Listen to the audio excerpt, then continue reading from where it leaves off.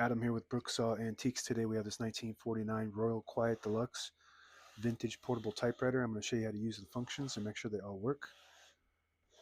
Up top is the adjustable paper guide. This helps you guide the page in straight. I'm going to line that up with the edge of the platen, which is the main roller that feeds the paper. Margins are located behind this flip panel. And the left one you can move with your finger, or you can use the magic margin. So it just sends the margin to wherever you are on the platen there, just like that. If you want it closer to the edge, you can hold it at the same time, just let it go. And the right one doesn't have a magic margin, it's just a traditional medieval set margin.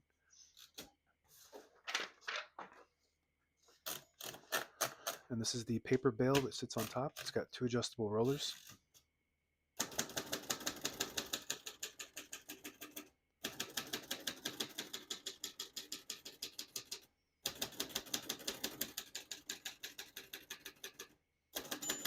Once you hear the bell, you're at the end of the margin. Hit the slide space, gets you back to the beginning, and skips one or two spaces. Right now we have it on single, but if you want double, just flip that switch forward.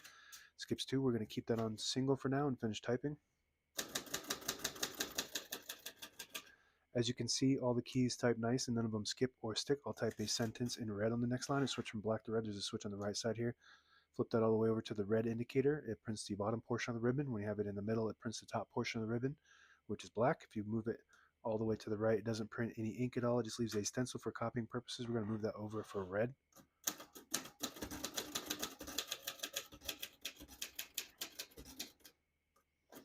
So that happens if you hit two keys at the same time like this, they get stuck. So that's an operator error. That's not an issue with the typewriter. So I'm going to backspace back to where I was. Beautiful typing machine. This is along the lines of the great Royal Quiet De Luxe. Print looks perfect. Very fast action typewriter, very compact. And I love the square body of this one.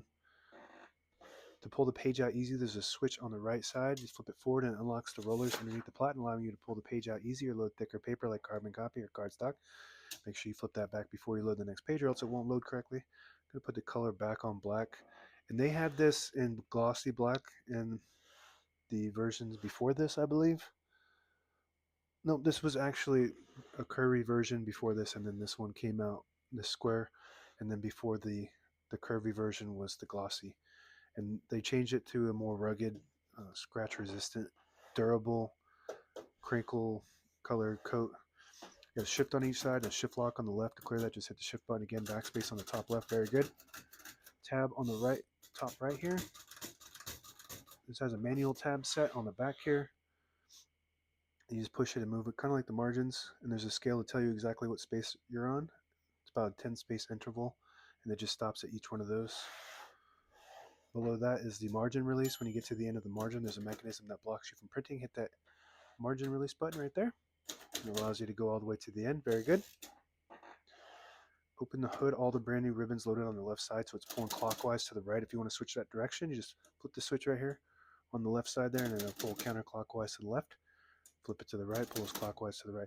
And it does have an automatic ribbon reverse, so if it gets to the end, there's an eyelet at the end of these ribbons here, and it will pull this and it would automatically reverse it back to that side that it pulls to. And it will reverse it over and over until the ink goes dry. The touch controls in here too on the front.